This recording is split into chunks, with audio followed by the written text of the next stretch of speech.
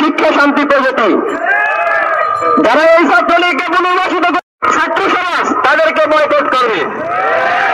আমরা আরো বলতে চাই, যারা জমাই করতে চায় তাদেরকে এদেশের ছাত্র সমাজ কখনো মেনে নেবে না, তাদেরকে বয়কট করবে।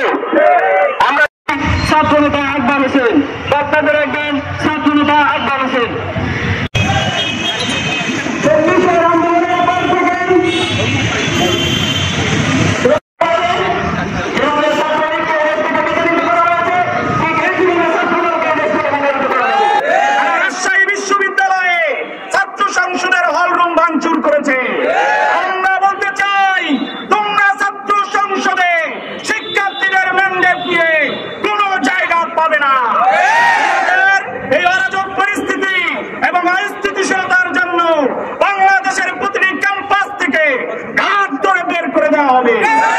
আমরা বলতে চাই আমাদের বন্ধু প্রতিম সংগঠনকে 24 থেকে শিক্ষা গ্রহণ করুন।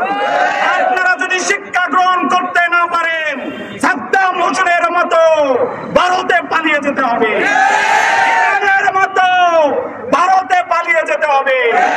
আমরা বলতে চাই আমরা রাজনীতির সংস্কার করতে চাই, আমরা এমন একটি ছাত্র রাজনীতি প্রতিষ্ঠা করতে চাই যেই ছাত্র রাজনীতি হবে শিক্ষার্থীদেরকে নিয়ে, এই ছাত্র রাজনীতি হবে ক্যাম্পাসের উন্নয়নে, এই ছাত্র রাজনীতি হবে গবেষণা বান্ধব ক্যাম্পাস বিনির্মাণে।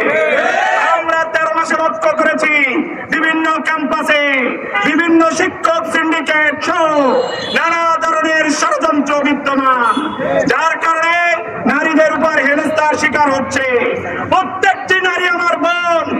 আমরা জানিয়ে দিতে চাই কোন নারীর উপর যদি বিগত ফ্যাসিস্ট আমলের মতো ষড়যন্ত্র চালানো হয়, ছাত্র শিবিরের প্রত্যেকটি কর্মী বিশ্ববিদ্যালয় এবং প্রতিটি ক্যাম্পাসের সকল শিক্ষার্থীদের নিয়ে নতুন আন্দোলনের দুর্গ করে তুলবে।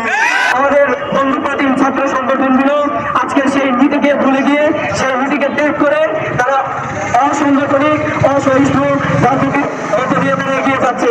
তারা আজকে যখন বিভিন্ন ক্যাম্পাসে ছাত্র সংসদ নির্বাচনে তাদের ভরাটুটিকে সামনে দেখতে পাচ্ছে, যখন ছাত্রদের মাঝে তাদের গ্রহণযোগ্যতা হারাচ্ছে, তাদের চাঁদাবাজি দুর্নীতি, তাদের সাইবার বুলিং, নারীদের প্রতি হেনস্থার কারণে, তখন তারা আজকে ভিন্ন পথ বেছে নিয়েছে।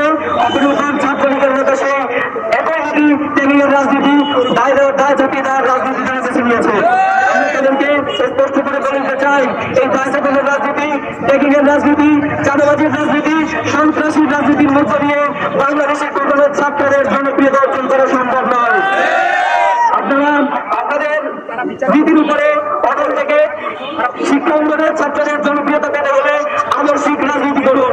এই সমস্ত দায় চাপানোর রাজনীতি বাদ দিয়ে ছাত্রদের ম্যান্ডেট নিয়ে কাজ করুন, নারী প্রতি হেনস্থা বন্ধ করুন এবং বিভিন্ন ক্যাম্পাসে আপনাদের মাঝে মাঝে দিয়েছে